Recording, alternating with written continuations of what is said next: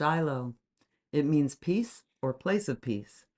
Ironically, it was also the site of one of the bloodiest battles early in the Civil War, and legend says something truly strange happened as the injured and dying soldiers lay on the battlefield waiting for help or death.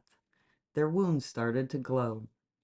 Almost 140 years later, two high school students won a science fair competition, solving the mystery of the glowing wounds by identifying how and why it happened. Except, it may have never really happened at all. This is the story of the Battle of Shiloh, the mystery of the angel's glow, and the possible creation of a legend 140 years after the fact. Let's dig into this.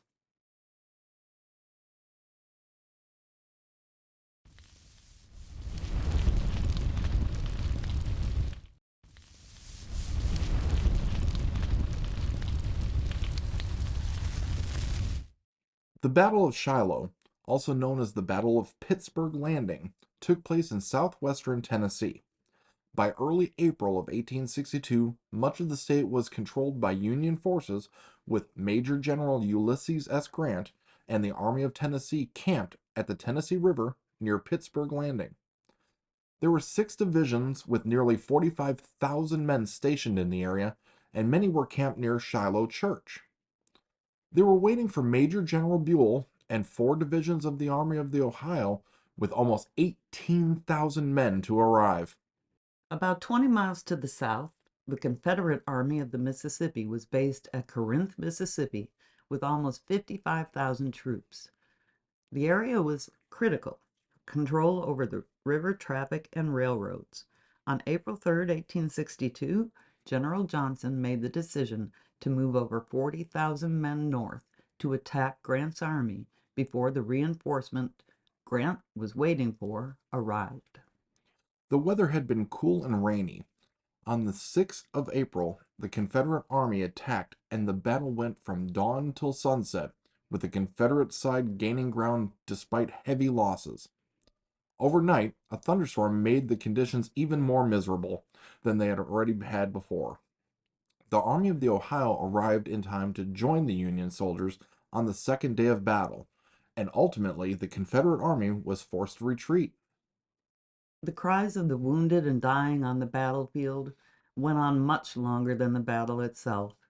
Men lay in the mud and muck of battle for 2 days or more before many were helped. The number killed on both sides was over 3,600, and the wounded from both sides totaled over 16,000 men. As the soldiers lay on the battlefield and the sun went down, each night something strange happened. Some of the men's injuries started to glow with a faint blue or blue-green light. Doctors who were treating the wounds noticed the glow but did not understand what was happening. They discovered as time went on that the soldiers who had glowing wounds seemed to have had a better chance of surviving and healing. It came to be called Angel's Glow because it seemed to be protecting the soldiers from death. And it would take almost 140 years before someone figured out what caused it. That person was a high school senior named Bill Martin from Bowie High School in Bowie, Maryland. Reports say after visiting the site of the Battle of Shiloh on a family trip in 2001 and hearing the story of the angel's glow, Bill decided to make a study of the phenomenon for a science fair project. Fortunately, his mom happened to be a microbiologist, by all reports, who studied bioluminescent bacteria. She helped Bill and his science fair partner Jonathan Curtis develop a theory and experiments to test it. They needed to prove 3 things: the possible presence of a glowing bacteria, the ability of the bacteria to infect men on the battlefield, and the ability of that bacteria to provide medical benefits to the infected soldiers. The first step was to study the battlefield conditions at the time. Reports of the cold, rainy weather in early April of 1862 showed conditions would have been perfect for a particular bacterium, Photohabdus luminescens, to thrive.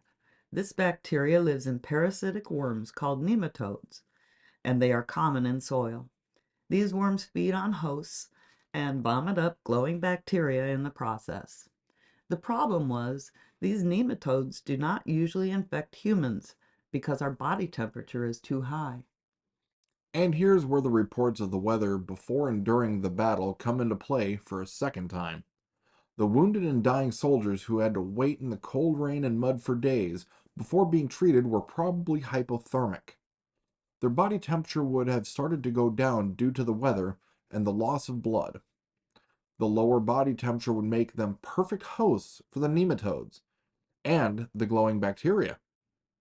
So, with parts 1 and 2 proven to be at least possible, the last problem was the report that the soldiers who had glowing wounds seemed to have a better chance to survive and heal. Some reports even said the glowing wounds did not scar as badly as non-glowing wounds. The life cycle of P. luminescens includes production of toxins and antibiotics, allowing it to live. These compounds could theoretically have produced healing in the soldier's wounds by killing bad bacteria and preventing infection, almost acting like a modern antibiotic. Bill Martin and Jonathan Curtis placed first in the team competition at the 2001 Intel International Science and Engineering Science Fair with a project called Civil War Wounds That Glowed. It was a fantastic project, and they deserve recognition. There's just one little problem, and it has nothing to do with their hard work.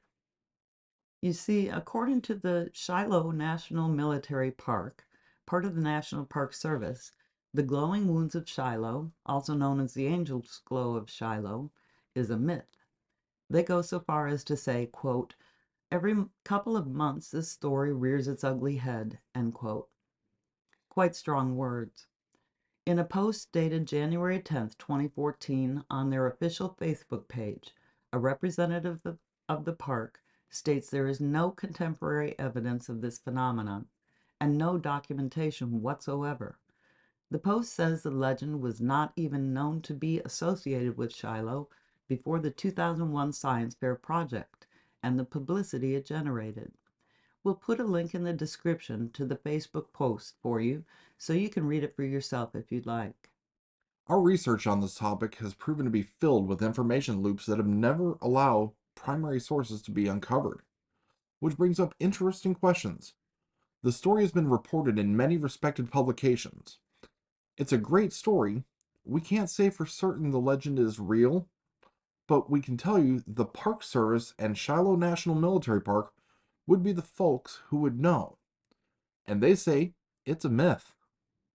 For us, it doesn't take much away from two high school kids winning a science fair project. The proof that it could have happened is certainly not as awe-inspiring as a story that it did happen, but it was a great experiment anyway. The most interesting thing about the Angel's Glow of Shiloh may not be the proof that the mystery was solved, but the question of whether there ever was a mystery in the first place. Thanks for watching. Don't forget to like and subscribe. And we'll see you on the next one.